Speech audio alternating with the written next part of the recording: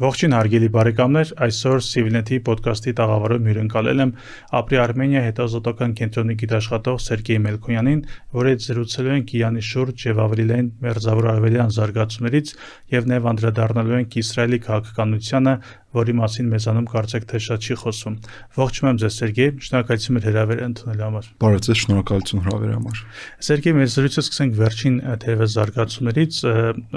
ԱՄՆ-ն խոսում է մի կողմից բանակցությունների վերսկսման հնարավորության մասին, Թեհրանը կտրականապես հերքում է,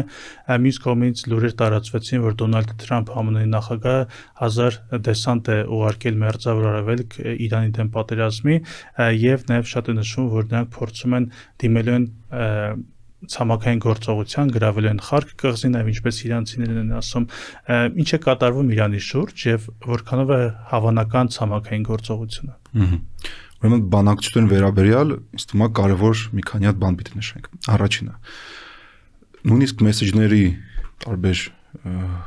փոխանակությունը չի նշանակում բանակցություններ իրանցիների կողմից։ Իսկ Միացյալ Նահանգների կողմից դա կարող է լինի բանակցային գործընթացի ինչ որ ձևերից մեկը։ Սա մեկ։ Երկրորդը, պարզ է, որ համ Իսրայելը, համ Միացյալ Նահանգները փորձում են հոգեբանական ճնշում գործարկեին Իրանի իշխանության դեմ, որովհետև անհնարին է պառակտել ռեժիմը, մինչև ռեժիմի մեջ չկա որևէ պառակտում։ Եթե չես կարող տապալեսպեցությունը, մինչև ռեժիմում չկա ներքին պառակտում։ Հիմա երբ որ հայտարարում են, որ կան ինչ-որ բանակցություններ, ենթադրեք դուք էլիտայի ներկայացուցիչների խմբի մեկն եք, եւ դեզ գալիս է ինչ-որ նորություն, որ այլ ճյուղը ինչ-որ բանակցային գործընթացի մեջ է։ Սա արդեն անվստահություն է, կասկածամտություն է էլիտայի մեջ։ Եվ տարբեր sense հայտարարություններ կան, օրինակ հիշեցնեմ Հայտնի Կայանի գեներալը, որը Կուդսի հրամանատար է, եւ Իսրայելում տարբեր ձևի նորություններ էին տարածում։ Ինքը զոհվել է, Իրան ձերբակալել են, ինքը մուկերում է, որտեղ ինքը դավաճան է։ Իսրայելը հաջողվեց Իրան էվակուացնի Իսրայել, որտեղ ինքը ամնա բարձրացան Իսրայելը լրտեսնա։ Իսկ դու պարզվեց, որ մարդը շարունակում է Իրանում կախաղան են հանել իրեն։ Այո, բայց ոչ մի բան ընդհանրապես տեղի չունեցավ։ Սա երկրորդ նպատակ, որ կարելի լինի բանակցությունների։ Երրորդը, ինչպես Իրանում նշում են, իրանք ունեն բանակցային գործընթացի փորձ, որը միշտ ավարտվում էր ինչ որ հարվածով։ Հետևաբար որևէ վստահություն, որ այս բանակցային գործընթացը ինչ որ ավարտի կբերի չկա։ Բայց Իսրայելում կա մտահոգություն։ Այն առումով, որ առնվազն ինչ որ Իսրայելում են քննարկում, որ Իսրայելը լիովին ներգրաված չի նույնիսկ այս մեսեջների փոխանակման մեջ։ Եվ կա տարաձայնություն հետևյալ քայլերի մասին, եւ Իսրայելում կա զգացողություն, ինչ որ մենք ձեզ հետ քննարկել ենք, որ այս հնարավորությունների պատուհանը կամաց կարող է Իսրայելը համար այո։ Եվ Իրանը մենք տեսնում ենք ինչպես ինքը սկսեց նորից էսկալացնել իրավիճակը։ Շաստեն պատերազմի առաջ օրը Իրանը միշտ ասիմետրիկ էր պատասխանում։ Հետո կամաց նվազեց Իրանի ակտիվությունը։ Իսկ այս վերջի մի քանի օրվա ընթացքում մենք տեսնում ենք ինչպես Իրանը նորից սկսել ասիմետրիկ պատասխանել եւ մենք տեսնում ենք, որ առաջ անգամ կա կոորդինացիա, սինխրոնիզացիա Հեզբոլայի հետ։ Որ հիմա Իսրայելի հյուսիսում շատ դժվար է վիճակը իրականում, մարդիկ իրանց ժամանակի մեծ մասը տանը չեն կարող անցկացնել անվտանգության տեսանկյունից։ Եվ այսօր Իսրայելում օրինակ գրում են, որ մոտավորապես 80% հրթիռներ, որոնք գալիս են Իրանից, հասնում են կամ կենտրոն կամ հարավ։ Հիմա Իսրայելի հյուսիսը, հարավը, կենտրոնը բոլորը արդեն դժվար է պաշտպանել։ Դա պատճառը պարզ է։ Իրանը շարքից հանեց որոշ ռադարները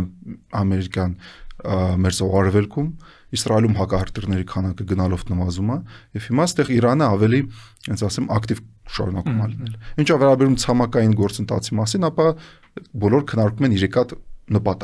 նպատակ համար մեկ, ինչպես նշեցիք, հաստատել Միացյալ Նահանգների իշխանությունը այս Հարկ կղզի շուրջ, բայց հաջորդ քայլը ես դա չեմ տեսնում, որտեղ Միացյալ Նահանգների տեսանկյունից կարևոր է պահել նավթի, գազի գները կոնտրոլի տակ, այստեղ ավելի շատ դժվարացնի այդ խնդիրը։ Նշենք, որ Խարկ կղզին իսկապես 90% Իրանի հում նավթի հենց տեղափոխվում է հենց Խարկ կղզում, դա ինչ որ նաև պահոստավորման տերմինալ է, եւ եթե ինչ որ խոչընդոտ լինի, պետք է որ նավթի գները կտրուկ բարձրանան։ Եվ մեկ հարց, որ դու գրավում ես կղզին կամ ինչ որ ենթակառուցվածքը, այլ հարցը թե ինչպես դա կարողում ես պահես։ Աշխարհագրությունը նեղ է, չէ՞։ Այո, երկրորդը քննարկում են, որ կարող է Միացյալ Նահանգները ցանկանան գտնեն այս հարստացված ավելի քան 400 կիլո ուրանը, որը մինչև հիմա չգիտենք որտեղ է գտնվում հունիս պատերազմից հետո, եւ իր այդ պաշարները իր վերահսկողության տակ վերցնի, եւ երրորդը ստեղծել ինչ որ ռազմական էսկորտի ձևաչափ, որ Հորմուզ նեղուցը ինչ որ ձև բացի։ Շատ լավ, սա իհարկե մենք խոսենք Միացյալ Նահանգների եւ մանավանդ Իսրայելի նպատակների մասին, բայց ընդհանրապես սկսենք երևի թե Միացյալ Նահանգներից շատ են քննարկումները Միացյալ Նահանգների ռազմավարության մասին, անգամ ասում են, որ ներկայում Վաշինգտոնը կարծեք թե գործում է Իրանի ասիմետրիկ պատասխանների պայմաններում ավելի սիտուատիվ եւ չունի կարծեք թե հստակ ռազմավարություն։ Արդյոք դա այդպես է, կարող է արդյոք Միացյալ Նահանգները չունենալ հստակ ռազմավարություն եւ գործել սիտուատիվ։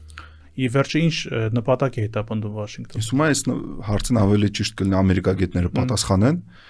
բայց հաշվի առնելով որ մեծ համոզմամբ պատերազմի որոշումը ընդունվել է ոչ թե Վաշինգտոնում, այլ Իսրայելում, այստեղ Միացյալ Նահանգները կարող են ունենալ սահմանափակ ինչ որ նպատակներ։ Այո, կարող են խաբվեն, որ շարքից հանեն ռազմական, քաղաքական, հոգևոր վերնախավը եւ ռեժիմը կտապալվի, այսպես կոչված կամ անկայունություն կլինի եւ կարող են հայտարարեն, որ իրենք հաղթեցին, բայց տեսնում ենք, որ դա չի ստացվում, որ առաջի 2 կամ 3 շաբաթ ոչ մեկ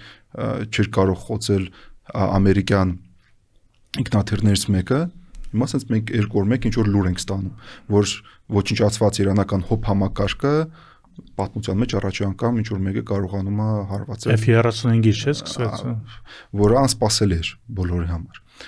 Հիմա ո՞րն է exit strategy կամ հաղթանակի ֆորմուլան, ոչ մեկ չգիտի։ Նույն ինչպես Ռուսաստանը։ Հիմա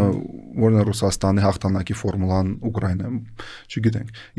Միացյալ Նահանգները պատրաստվում են այս բացադրողական մոդելը նավատորմը ոչնչացրել են, միջուկային ծրագիրը ոչնչացրել են, բալիստիկ հրթիռների ծրագիրը ոչնչացրել են, հիմնական ով պատասխանատու էր այս հունվարում դեպքերի համար բոլորին ոչնչացրել ենք, մենք նպատակներին հասանք, Իրանը վերադառնում, չգիտեմ, քարե դարաշրջան, մենք շարունակում ենք մեր ճանապարհը, հիմա կզբաղվենք Կուբայով։ Այսինքն Վաշինգտոնը հիմա exit ֆորմուլա է մտածում։ Ինձ թվում է դա այն իրական, որտեղ մենք չեմ տեսնում, որ Միացյալ Նահանգները ինչ որ նոր քայլեր ձեռնարկեն, որ ուղղված ինչ որ կոնկրետ նպատակ է։ Հասկացա։ Կան ամենակարևոր թեմաներից մեկին Իսրայելի գործողություններին։ Ինչ է հուշում Իսրայելի նպատակը, մանավանդ քաջատեղյակ լինելով ներքին անցուդարձին այդ երկիրը ուսումնասիրելիս, այսինքն պատերազմից առաջ ինչ էին ուզում եւ ինչ հասան, եւ մենք էլ կխնդրեմ խոսել Իրանի եւ Լիբանանի դեմ ունեցած գործողությունների տարբերությունից։ Իսրայելի տեսանկյունից հիմա նպատակը հետեւյալն էր. ընդհանրապես ոչնչացնել Իրանը։ Խոսքը չգնում է ռեժիմի մասին, խոսքը գնում է պետության մասին։ Պոտենցիալի մասին։ Պետության մասին։ Նույն ճակատագիր ինչ որ ունեցավ Սիրիան, Լիբիան, Սոմալին, Իրաքը, մոտավորապես նույն ձևաչափն էին պատկերացնում Իսրայելում Իրանի վերաբերյալ։ Մասնատման, երբ որ կա ինչ որ մի հատ կենտրոնական իշխանություն, բայց որը չի կարող հաստատել իր իշխանությունը պերիֆերիայում։ Հետևաբար դա Իսրայելի համար ավելի շատ հնարավորություններ ստեղծում համագործակցել քրդերի հետ, չգիտեմ, արաբների հետ, բալուչների հետ, ադրբեջանցիների հետ եւ այլն։ Դա լավագույն սցենարներ Իսրայելի համար, որը այնտեղ քննարկվում են։ Հիմա տեսնում են, որ այդ նպատակին Իսրայելը չի կարող հասնել միայն այս հարվածներով։ Պիտի ստեղծեն պայմանները գետնի վրա, որը ռեժիմը չի կարող կամ իշխանությունը չի կարող պահել իր վերահսկողության ներքո։ Օրինակ, ինչ որ զինված խմբեր պիտի ապստամբեն, խոսքը գնում է ավելի շատ քրդերի մասին, կամ կառավարությունը չի կարող հոգալ ինչ որ տնտեսական, էներգետիկ եւ այլ խնդիրներին կսկսվեն նոր ցույցեր եւ այլն եւ այլն։ Այդ դեպքում կարա ինչ որ ներսից ինչ որ տրակի, բայց հասկանում են, որ այս հնարավորինս պիտի օգտագործեն այս հնարավորությունների պատուհանը, որ այդ պահը, որ ներսից պիտի ինչ որ մի բան լինի, ավելի բարենպաստ պայմաններ լինեն ճակերտներով։ Սա է Իսրայելի ռազմավարությունը։ Բայց կարծեք թե ինչքան որ ժամանակ է անցնում, գուցե ինձ մոտ սխալ տպավորություն է, այսինքն այդքան Իսրայելը կորցնում այդ նպատակը կամ ավելի դժվար է լինելու նպատակի հասնելը։ Այո, որտեղ Իսրայելում տեսան, որ ինչքան է ռեսուրսներ կարողացան ներդրեն, իրանք չմոտիկացան այդ նպատակին։ Այո, ինչ որ սիմվոլիկ հաղթանակներ տակտիկական գրանցեցին, բայց չեն կարող այս տակտիկական հաջողությունները ձևավորեն ռազմավարական հաղթանակ։ Չկա։ Հետևաբար, մինչև այս պատուհանը չի փակվել, հնարավորինս շատ վնաս հասցնել Իրանին, որպեսզի այդ իշխանությունը չկարողանա այս խնդիրների տակից դուրս գա։ Սա է ինչ որ մտածում են առանձին փորձագիտական շրջանակներում։ Ինչը վերաբերում Լիբանանին, շատ պարզ է, Իսրայելի նպատակը օկուպացնել Լիբանանի հարավը մինչև Լիտանի գետը, որպեսզի, ինչպես իրանք ասում են, ապավել անվտանգությունը, ապա մոնտաժել ընդանուր ռազմական հետակառուցվածքը Հեզբոլայի եւ այլն, որտեղ Իսրայելում հարց են տալիս։ Իշխանությունը հայտարարում էր, որ Հեզբոլան ոչնչացվել է։ Ոչ մի բան Իրանից չի մնացել, հրամանատարներ չկան, հրտիռներ չկան, ոչ մի բան չկա։ Իսկ հիմա Իսրայելի հյուսիսը շատ դժվար տեղ է ապրելու, որտեղ Հեզբոլան շատ ակտիվ հարվածում է։ Հետևաբար իրանք հիմա որոշ մոբիլիզացիոն գործընթացներ տեղ ունեցան Իսրայելում, անցան փաստացի Լիբանանի սահմանը եւ կշարունակեն իրենց առաջընթացը, ինչքան դա հնարավոր կլինի։ Կարող է հասնեն Բեյրութ։ Կրկնվի նախորդ սցենարները։ Տեսեք, Իսրայելը ունի այդ պոտենցիալը։ Ռազմական ցամաքային պոտենցիալի տեսանկյունից, այո, Իսրայելը կարող է հասնել Բեյրութ։ Խոսքը նպատակի մասն է, այն անգամ իրենք հասան Բեյրութ, կարող ենք ասենք, որ ռազմավարական երկարաժամկետ իրանք խնդիրները չկարողացան լուծել։ Նույնիսկ առաջնորդները եւ Իսրայելում այդ մեմուարները շատ լավ հիշում են, կար պայմանավորություն, որ պաղեստինցիները իրենց ղեկավարությունը, որոնք Բեյրութում են, իրենք անվտանգ պիտի դուրս գան այդտեղից։ Եվ իսրայելցիք բինոկլներով նստած նայում են, որովհետեւ կար պայմանավորվածություն, որ չեն կարող հարվածել։ Ռազմավարական նպատակին վերջո չհասան։ Դա հիմա իրենց համար մեծ խնդիր է։ Տեսեք ինչ եմ ասում, որովհետև ինչպես դուք նշեցիք, իրենք նշել էին, որ Հեզբոլլահը ոչնչացված է կամ շատ թուլացած է, հիմա հարվածներ են ուղում։ Հիմա միայն օդային հարվածներով, ինչպես նաև Իրանի դեպքում, չես կարող հասնել հաջողության։ Այսինքն Հեզբոլլահը այսպես թե այնպես գործելու է, հետևաբար ոնց են պատասխանելու ներքին աուդիտորիային եւ ինչպես են ի վերջո այդ հարցը լուծելու Հեզբոլլահի իսրայելական պատերազմ գետնի վրա, դրա համար իրանք մոբիլիզացրին ավելի քան հիմա 300,000 մոտավորապես ցամաքային զորք ընդանուր բանակ իրանք ունեն, հիմա արդեն մտնելու են Լիբանանի տարածք եւ հասնելու են մինչեւ այդ գետը։ Բայց միայն հարավում գործողությամբ կարող են իրենք չեզոքացնել Հեզբոլլահին։ Ես չեմ մտածում, որ դա իրանք կարող են անել, որովհետեւ մենք ունենք Գազայի եւ Համասի փորձը, որ իրանք աճ ու ձախ ամեն տեղ անցան, բայց մենք տեսնում ենք, որ Համասը դե ֆակտո իշխանություն է Գազայում։ Այո, դեր սպառնալիք չի Իսրայելի համար, բայց դեր ինքը այնտեղ իշխանություն է եւ գաղափարախոսությունը, որը կա, ինքը ոչ միտեղ չի կորել։ Իսկ ո՞րն է երաշխիքը լինելու Իսրայելի համար, որ Հեզբոլլահը լինելու է նույնի Գազան, այսինքն չի լինելու սպառնալիք։ Իրենց տեսանկյունից իրանք հասկանում են, որ չի ստացվում լիովին ամեն ինչ ոչնչացնել։ Հետևաբար իրանք դիմում են հետևյալ ռազմավարության։ Իսրայելը ստեղծում է անվտանգության բուֆեր, այդ անվտանգության բուֆերից հետո ստեղծում է նոր բուֆեր, որը պիտի պաշտպանի այդ բուֆերը, եթե չի ստացվում, ստեղծում է երրորդ բուֆերը, որը պաշտպանում է երկրորդ բուֆերը, որը պաշտպանում է առաջի բուֆերը, որը պաշտպանում է Իսրայելը։ Դա ինչ իրանք անում են Սիրիայում։ Երբ որ իրանք օկուպացրին Հոլանի բարձունքները, երբ որ արդեն տեղի ունեցավ քաղաքացիական պատերազմը, որոշ առաջընթաց այնտեղ տեղի ունեցավ, որ Ասադի իշխանությունը տապալվեց, Ջուլանին եկավ, ավելի առաջընթաց տեղի ունեցավ, Հիմա դրուզների շնորհիվ իրանք կարողացան նոր բուֆեր ստեղծեն, որը պաշտպանում է այն բուֆերը, որը ստեղծվեց, երբ որ Ջուլանին եկավ, Ասադը գնաց, որը պաշտպանում է Հոլանի բարձունքները, որը պաշտպանում է Իսրայելի հյուսիսը։ Այդպես։ Որը դեռևս Բաշար Ասադի հոր ժամանակին։ Այո, նույն բանը Լիբանանում է։ Սերգեյ, սակայն այս իրավիճակը, երբ որ անընդհատ դու հայտարարում ես, որ մենք ճնշել ենք Հեզբոլլահին կամ Համասին, դիցուք օրինակ եմ Համասին, բայց Հեզբոլլահին կամ Իրանին չեզոքացրել ենք ինչ որ լուրջ սպառազինություններ իր ոչնչացրել ենք կամ չեզոքացրել ենք այդ հարվածային ուժը, բայց հետո պարզվում է, որ դա այդպես չի։ Սա ի վերջո Իսրայելի ներսում չի բերելու արդյոք կամ վտանգ չկա, որ բերի նաև վստահության ճգնաժամին պետական պաշտոնյաների խոսքերի հանդեպ, այսինքն ստացվում է, որ անընդհատ, ինչպես դուք նշեցիք, հնարավոր չհասկանում են, որ ամբողջովին վերացնեն, ստացվում է, որ գործի եւ նպատակների կամ հայտարարությունների միջև մեծ խզում է առաջանում։ Այո։ Հիմա Իսրայելի ներսում կան մի քանի հատ հիմնական դիսկուրս համար 1։ Այն ինչ որ տեղի ունեցավ հունիս 25 թիվ հարվածը, պիտի ունենար ավելի շուտ։ Դա արդեն մի քիչ ուշ էր, եւ Իսրայելը պիտի այդ վաղ ավելի ակտիվ լիներ, այլ ոչ թե սահմանափակվեր։ Սա մեկ։ Երկրորդը Իսրայելը չպիտի դուրս գա պատերազմից, նույնիսկ եթե Միացյալ Նահանգները դուրս գան պատերազմից։ Այսինքն պատերազմից։ Բայց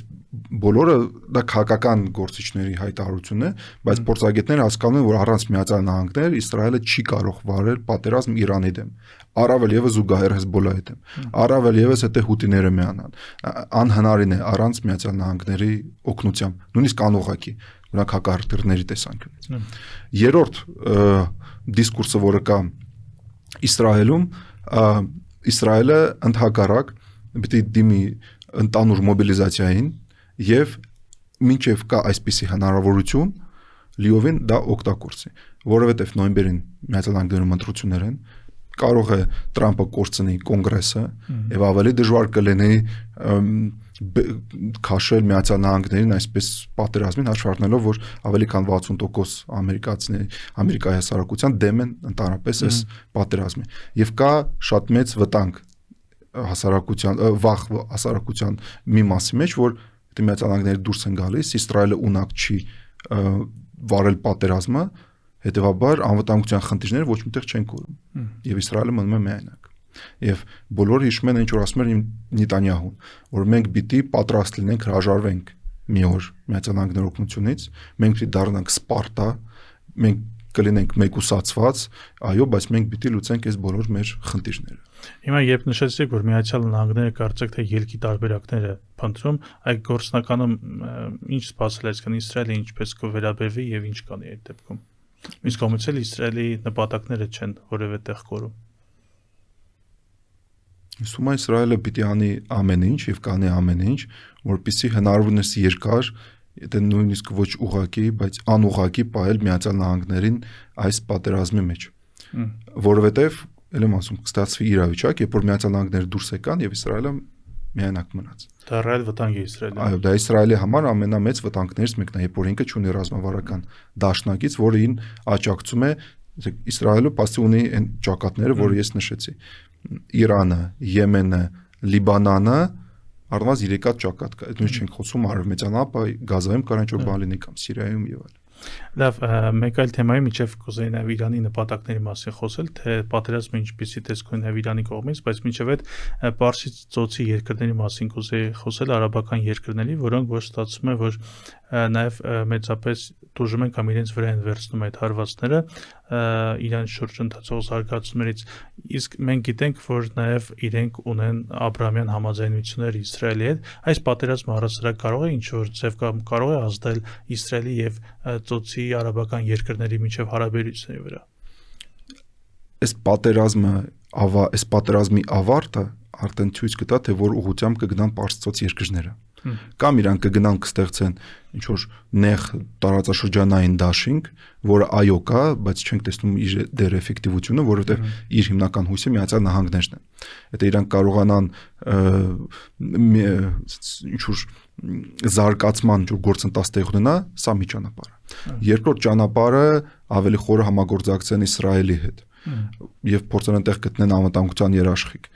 Երրորդ ճանապարհը դա փորձել պայմանավորվել Իրանի հետ, որովհետեւ իրենք շատ լավ հասկանում են Իսրայելը շատ հեռու է, Միացյալ Նահանգները ավելի հեռու են, իսկ Իրանը ինչքան էլ ինքը վիրավորված չլինի, կարճ ձեռքով կարող հասնել, այո։ Դա երրորդ ճանապարհն է։ Հիմա մենք չգիտենք թե որ ճանապարհով իրենք կգնանք։ Իրանը հետեւաբար այս հնարավորությունը միշտ տալիս է հայտարարելով որ իմ հարվածները ուղղված չեն ձեր դեմ։ Իմ հարվածները ուղղված են թշնամու ռազմական ենթակառուցվածքին, թշնամու քաղաքացիական ենթակառուցվածքին, որ օգտագործում է ռազմական նպատակներով, օրինակ այս դատակենտրոնները, որոնք հետախուզության համար են կիրառվում։ Բայց ձեր դեմ ես ոչ մի բան չունեմ։ Այո, հարվածում եմ այն հյուրանոցներին, որտեղ նստում է Միացյալ Նահանգների, չգիտեմ, հետախուզությունը կամ զինված ուժերի ներկայացուցիչներ եւ այլն։ Բայց ձեր դեմ ես որևէ բան չունեմ, եկեք պայմանավորվենք, մենք հարևան ենք, համատեղ հանգիստ ապրենք։ Բայց դեռևս ինչպես երևում է արաբական երկրները ի վերջո ապավինում են Միացյալ Նահանգների օժանդակությունը, մինչև այս բակոնը։ Այո, որովհետև առանց Միացյալ Նահանգների խզում չի երևում, էլի։ Այդ քաղաքական գծի որ ունեին Միացյալ Նահանգների հետ։ Շատ ակրկիր հարց եք ասում, տալիս արդյոք այնտեղ կա խզում, թե ոչ, որտեղ օրինակ Կատարից նույնիսկ այն հայտարարություններ, որ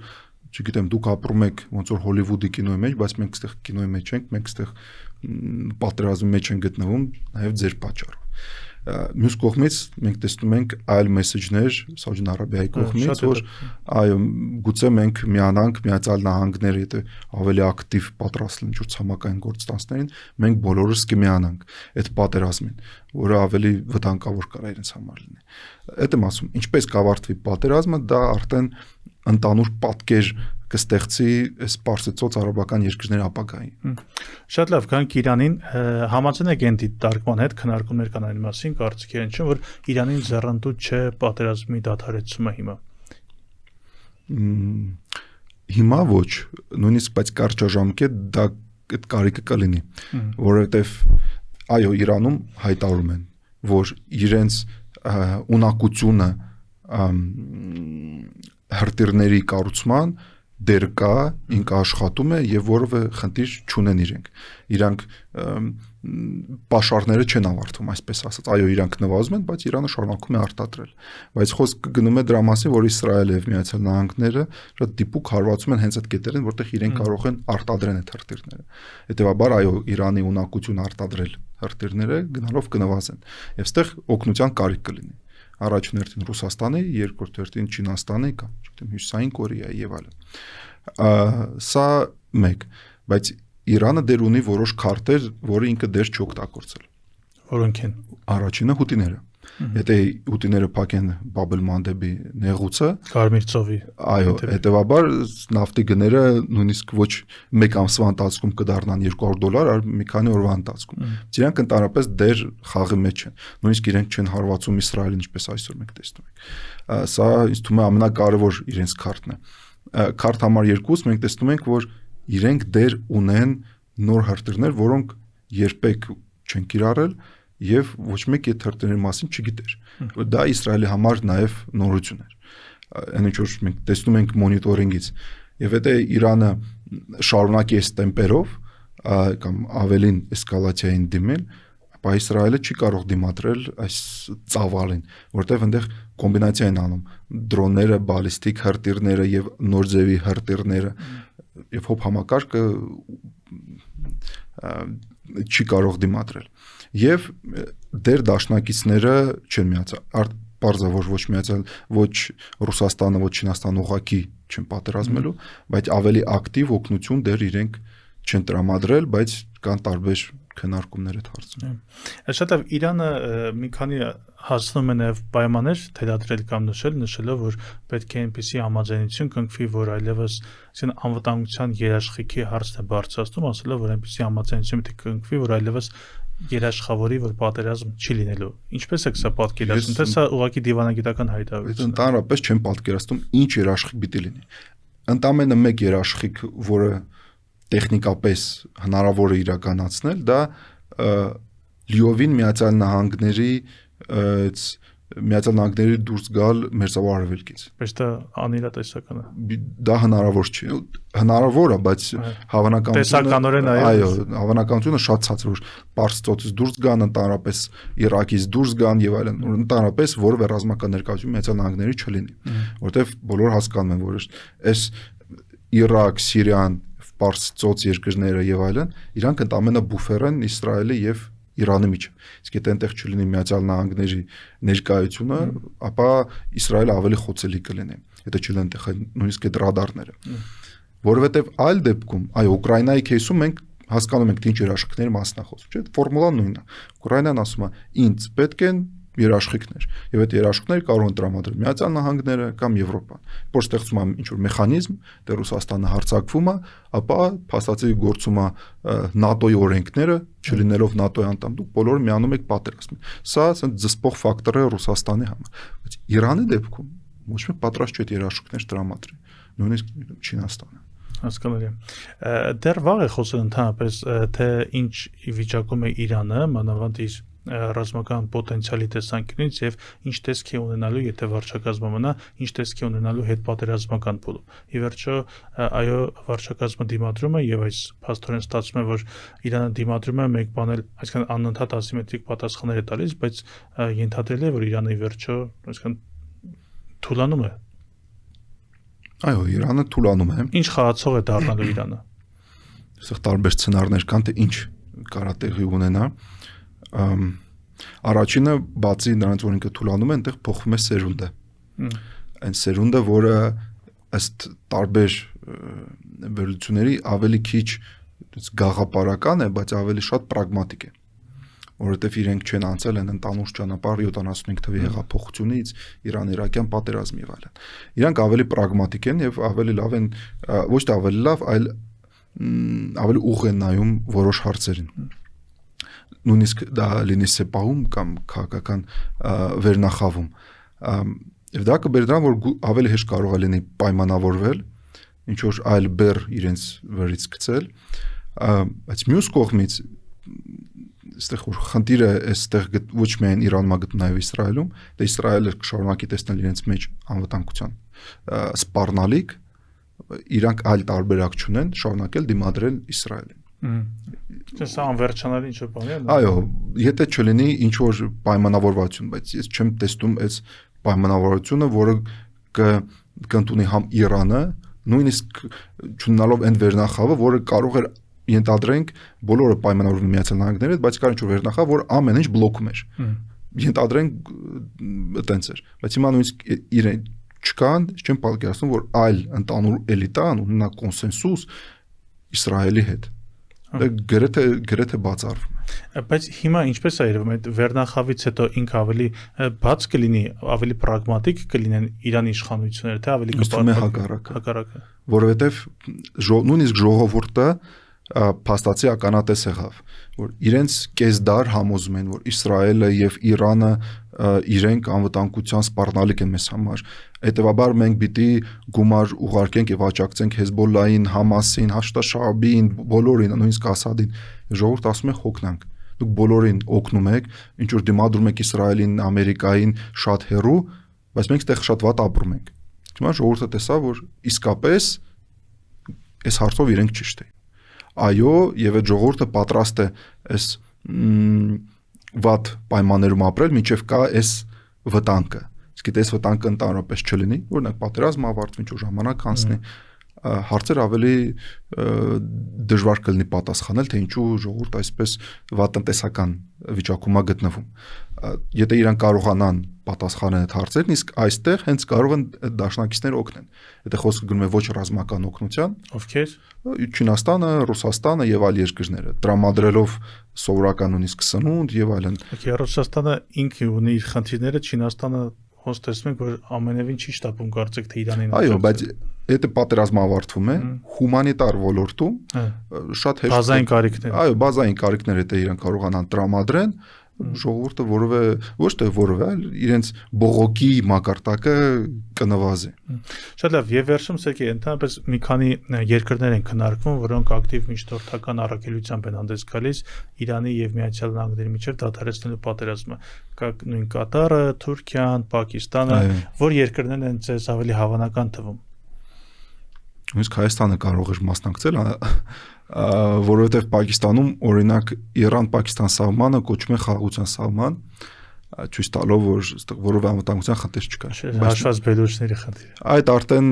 ուրիշ պատմություն է, չհաշված նույնիսկ Պակիստան-Աֆղանիստան պատերազմը, բայց նույնիսկ մեր սահմանն էլ է խաղաղության սահման, չէ՞, որովե խնդիր ընդհանրապես չենք ունեցել։ Ընդհանրապես Թուրքիան ունեցել է, Ադրբեջանը ունեցել է, Հայաստանը չունեցել։ Իսկույն Օմանը այստեղ չգիտեմ ինչու հաշվի չեն առնում, Օմանն է նաև կդիտարկեի, որովհետև այո, Թուրքիան ինքը ավելի ստատուս քվոյի դեր է խաղում, որը անսպասելի է այն տեսանկյունից, որովհետև Թուրքիան հիմնականում ռևիզիոնիստ է տարածաշրջաններում, վերանայել սահմանները Հարավային Կովկասում, վերանայել իրավիճակը Սիրիայում, իսկ Իրանի դեպքում ինքը ավելի ստատուս քվո դիրք ընդունել, որովհետև այո ինքը ունի իր անվտանգության sense խնդիրները։ Այո, որպես ռազմավարական մրցակից է։ Այստեղ ոչ միայն խնդիրը քրդերի, այլ նաև բոլորը հասկանում որ Իրանից հետո Իսրայելի կողմից դրախավորված կլինի Թուրքիան։ Հետևաբար այո, եթե Թուրքիան կարողանա ինչ-որ ֆորմուլայով հանդես գա, որովհետև այստեղ նաև անձնականն էլ է կարևոր, չէ՞։ Տոնբերգը վերջո նստած է Թուրքիայում։ Եվ ինքը շատ վստահելի ընկեր է Տրամպի համար, եւ Տրամպը վստահում է Էրդողանին։ Այսպիսի ձևաչափերով կարող է ոչ ֆորմալ ձևաչափները ինչ որ լուծում գտնենալ, ընդհակառակ sense անձնական։ Պակիստանի դեպքում իրանք ավելի շատ որպես հարտակ կարող են լինել, այլ ոչ ինչ որ դեր իրենք չեն տեսնում, բացի նրանից, որ իրենց կապում է պայմանագիրը Սաուդյան Արաբիայի հետ։ Պաշտպանական պակտը։ Այո, այստեղ կարող է լինի Պակիստանի դերը, որ ինքը խոսալու տեղ ունի։ Դժվար է պատասխանել։ Ամեն մեկը ինչ որ մի բան ունի իր արգումենտը։ Լավ, ամենավերջին հարցը կարևոր հարցի անդրադարձակ խոսքը այն է, որ Իրանից հետո եթե Իսրայել տեսանկյունից հաջողություն ունենան, իրենք շատերը էլի նշել են փորձագետներ, որ ֆիքսվել են Թուրքիայի վրա, բայց սա ինչպես պատկերացնել, եթե հաշվի առնելով, որ Թուրքիան եւ ՆԱՏՕ-ի անդամ է։ Խոսքը չի գնում ուղղակի պատերազմի մասին։ Իսրայելի տեսանկյունից Թուրքիայի ներկայությունը կամ Թուրքիայի աճող ազդեցություն տարածաշրջանում արտացոլվում է որոշ տեղերում։ Առաջինը Գազան, երկրորդը Սիրիան եւ երրորդը հնարավորինը արևմտյան ափում գաղափարական տեսանկյունից։ Եվ իշաստեմ Իսրայելում բոլոր թուրքական ինչ-որ մշակութային կենտրոններ եւ այլն ժամանակին փակել է։ Եվ Իսրայելը այս տրամաբանության շատ կարևոր ինչ որ էլի նոր բուֆեր ստեղծել։ Եվ Իսրայելը այդ առումով պրոակտիվ էր։ Երբ որ Թուրքիան պլանավորում էր, որ Իրանը դուրս եկավ Սիրիայի տարածքից, Թուրքիան պլանավորում էր ստեղծել իր ռազմաբազաները նույն կետերում, նույն տեղերում, որտեղ Իրանը ուներ։ Եվ Իսրայելը սկսեց հարվածել եւ ընդհանրապես ոչնչացրեց այդ ենթակառուցվածք, որպեսզի գալու տեղ նույնիսկ չլինի։ Եվ դա իրանք շարունակելու են անեն։ Նույնիսկ եթե Սիրիան կնքի ինչ որ անվտանգության պայմանագիր Թուրքիայի հետ, Իսրայելին դա չի կանգնեցնելու։ Եթե դա խոսք գնում է իրենց անվտանգության մասին, իրենք շարունակեն հարվածեն Սիրիային, որպեսզի Թուրքիան չկարողանա մոտիկանա Իսրայելի սահմաններին։ Սերգեյ, շնորհակալություն զրույցի համար։ Շնորհակալություն ձեզ։ Հարգելի հետևորդներ, հիշեցնեմ, որ զրուցումը Ապրի Արմենիա հետազոտական կենտրոնի գիտաշխատող Սերգեյ Մելքոյանի հետ, իսկ մենք կշարունակենք հետևել կարևոր զարգացումներին։ Շնորհակալություն, կհանդիպենք։